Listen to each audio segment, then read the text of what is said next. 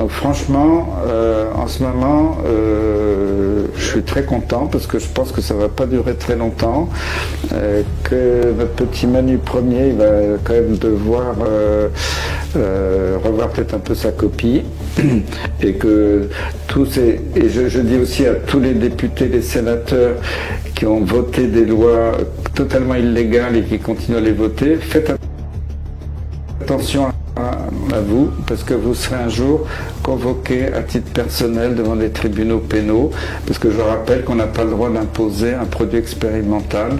C'est contraire à toutes les lois nationales, tous les traités internationaux, contraire au code de Nuremberg. Qu'ils fassent très attention, c'est mon message. Donc, ouvrez les yeux et refusez de continuer dans la collaboration. Vous avez le devoir de dire non. Il faut se souvenir de l'histoire de l'occupation allemande. Tout le monde s'est couché et puis après ils étaient tous résistants d'un seul coup. Bon, j'espère qu'il y aura de plus en plus de résistants. Moi je ne me sens pas résistant, je me sens simplement éveillé. Je pense qu'il faut être du côté de la lumière. Et la lumière elle est en train d'arriver partout, au niveau mondial, on voit ça bouge partout. Donc moi je suis très heureux et je pense qu'on a vécu une période terrible et il fallait peut-être vivre cette période terrible pour un renouveau. Les Français parlent au français. Je n'aime pas la blanquette de veau. Je n'aime pas la blanquette de veau. Sud Radio Berkov dans tous ses états.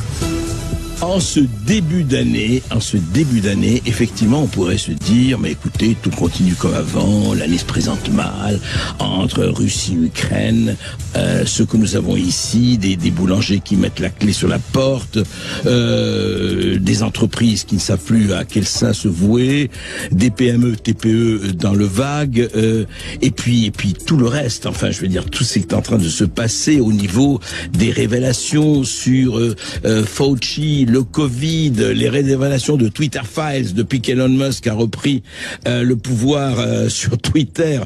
Tout ça est passionnant. On en parle tout de suite avec Charles Gave. Écoutez. Sud Radio Berkov dans tous ses états. Le fait du jour. Et puis là, on est en train de se poser des questions. Charles Gave, effectivement, jusqu'à présent, ça avait l'air de bien fonctionner, tout ça. Les narratifs étaient très clairs, que ce soit sur le Covid, que ce soit sur Ukraine-Russie, que ce soit sur le salaud de Trump et le merveilleux Biden, les élections américaines, et puis tout le reste. Et puis tout d'un coup, ça s'effrite, la termitière ne tient plus. Qu'est-ce qui se passe ? Je vais essayer de remonter un petit peu en arrière, mais on arrive à un moment intéressant. C'est, si j'ose dire, l'empire du mensonge s'écroule. Et puis il y a eu cette merveilleuse histoire du Covid qui donnait le pouvoir par le moyen médical et a enlevé toutes nos garanties constitutionnelle de liberté. Oui, il faut rappeler que tous les laboratoires étaient aux États-Unis. Enfin, tout a été fait aux États-Unis. En Chine, par Chine interposée, mais bien sûr. Et puis, il y a eu un coup d'État organisé par la CIA, qui s'en est pas caché d'ailleurs, en Ukraine, pour remplacer un président normalement élu, qui était favorable à la Russie par un président 2014. Donc, on a eu une série de mensonges comme ça, dont on nous a dépillé le réchauffement atmosphérique, qui aussi nécessite un gouvernement mondial. Et tous ces trois mensonges monstrueux sont en train d'imploser. Mais alors comment ça se fait? Comment ils implosent? Si vous voulez, si j'ose dire, vous savez, vous avez peut-être quelques connaissances théologiques. Le prince de ce monde, c'est-à-dire Satan, est le prince du mensonge. Et le roi meurtrier. C'est-à-dire que le Satan est naturellement menteur et je crois que les États-Unis sont tombés sous la coupe d'une espèce de mafia, appelons par ce nom, qui considère que le pouvoir est une fin en soi. Il a acheté Twitter et il est en train de faire sortir toutes les preuves que le FBI avait un bureau chez Twitter, qu'ils étaient en train... Chez Facebook, chez Google, etc. On a sorti les documents, des réunions qui disaient, bon alors celui-là on le fait taire, on le publie plus, on l'empêche de parler, on les... Donc d'un seul coup...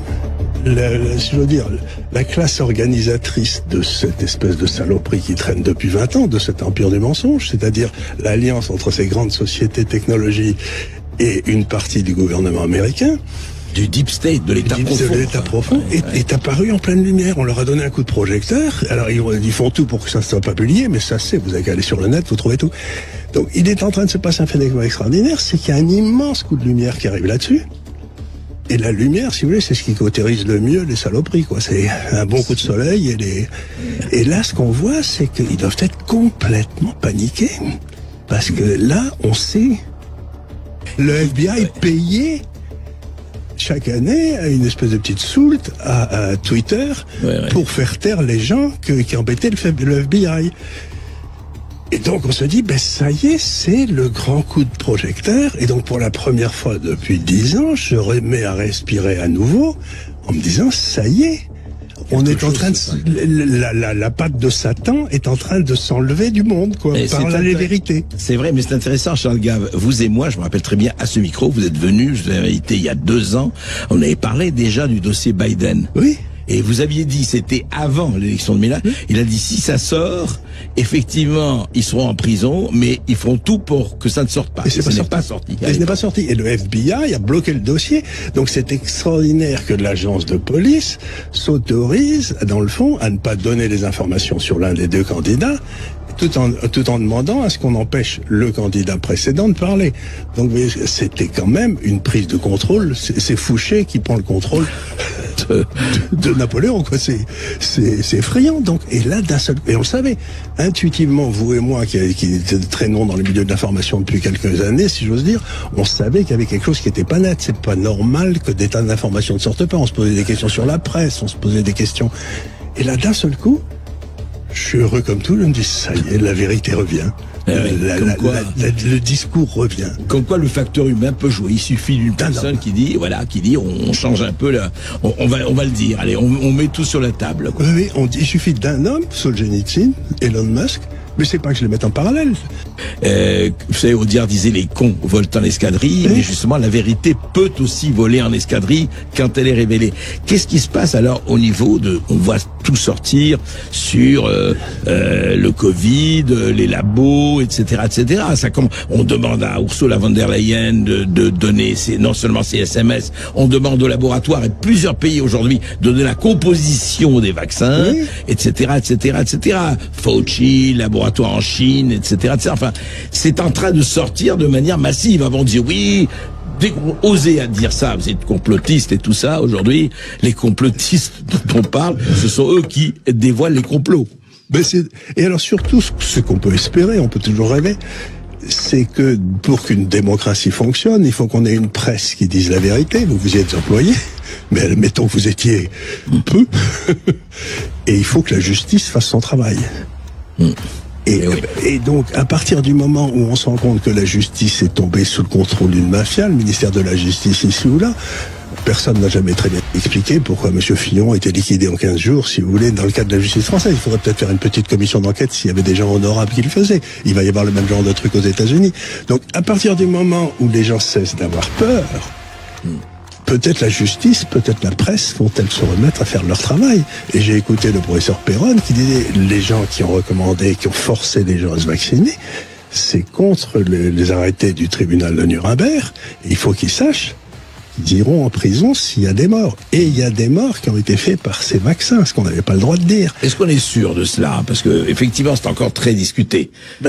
On commence... Le vaccin protège des formes graves. Mais jusqu'aux morts, alors effectivement... mais c'est pas les formes graves, c'était les gars qui ont 40 ans qui meurent sur un terrain de foot.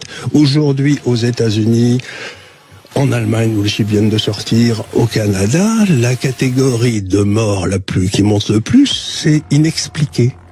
Le type qui monte... Surtout des sportifs. Des gars de 40 ans, paf, qui d'un seul coup tombent sur le terrain. Et donc, la catégorie des morts inexpliquées, inexplicables, est en hausse de 19% en Allemagne sur les 12 derniers mois. Ouais, ce qui est beaucoup. Il y en aurait-il un que ce serait trop?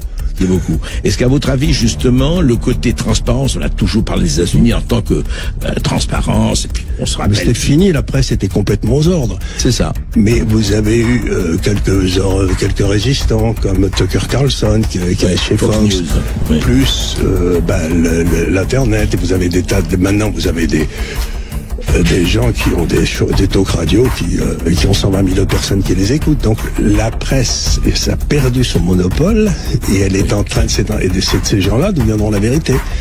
Et donc la même chose va se passer en France. Donc petit à petit, ça va être de plus en plus difficile de se cacher. Donc ce que vous Donc dites, vous êtes vraiment très optimiste. hein, oui, c'est ça. Donc cette année, vous dites, on voit briller la lumière de l'espérance, mais peut-être c'est pas la même qui ont été prononcées à l'Élysée. Hein. Non, pas du tout, mais surtout ce qu'on voyait beaucoup si j'ose dire, c'est qu'on voyait une lumière au fond du tunnel, si vous voulez. J'avais très peur que ce soit un train qui arrive en sens inverse. Et là, je me dis, non, pour une fois, c'est peut-être la sortie du tunnel qu'on voit. Ben, c'est en train de s'effondrer, ça, plus personne ne croit à ces bêtises. Sauf M. Macron, bien entendu.